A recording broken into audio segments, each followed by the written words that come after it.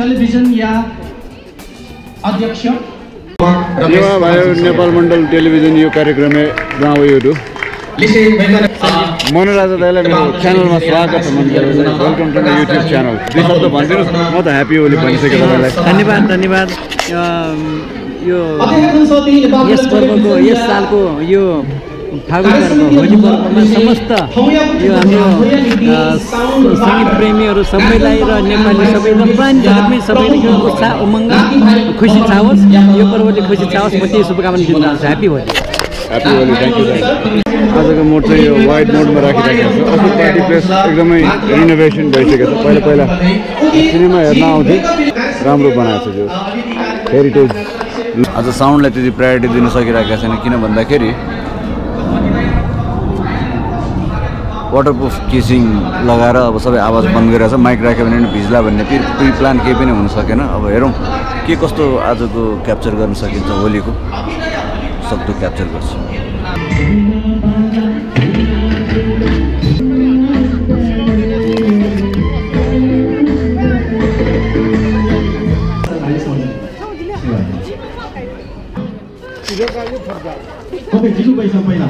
Video audio recording गरौँ न।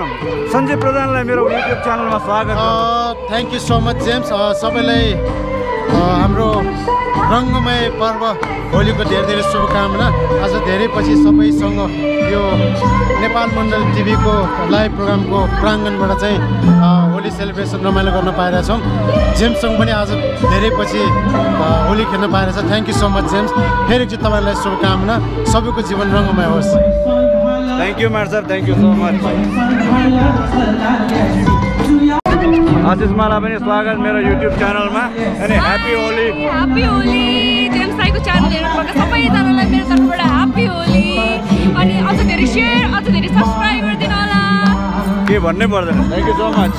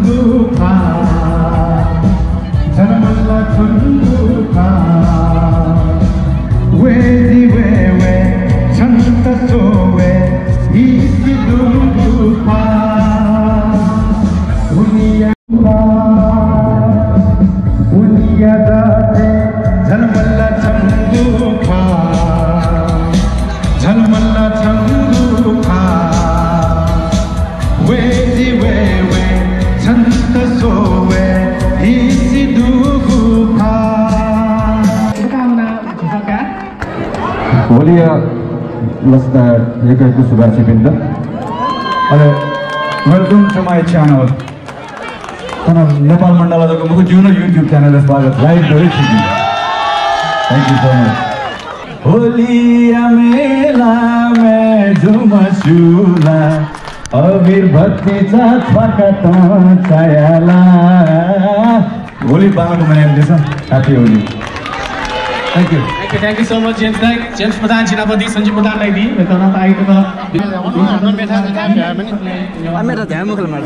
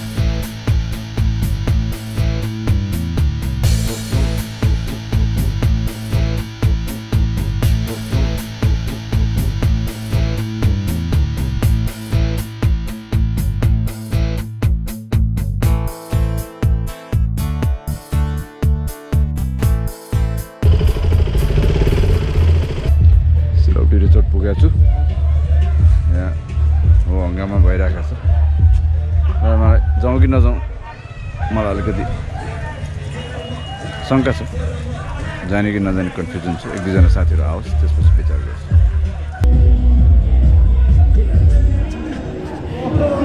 Happy Holi दाई, happy Holi, happy Holi, happy Holi, happy Holi. तपाईँलाई पनि ह्याप्पी होली। हात धोयो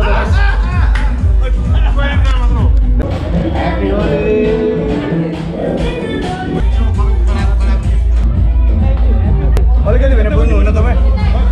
ह्याप्पी होली। Thank you.